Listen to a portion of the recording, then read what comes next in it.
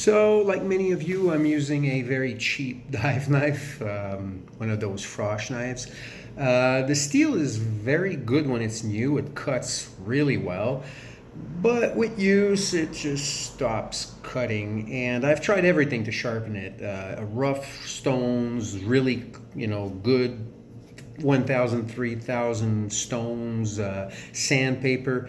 Nothing really works very well. It never got back to its original cutting edge.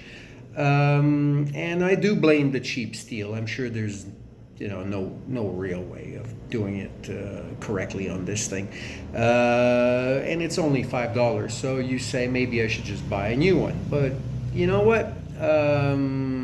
I found a way to do a pretty good job on them. Let me show you my ultimate weapon to sharpen knives real fast for spearfishing. This works amazing.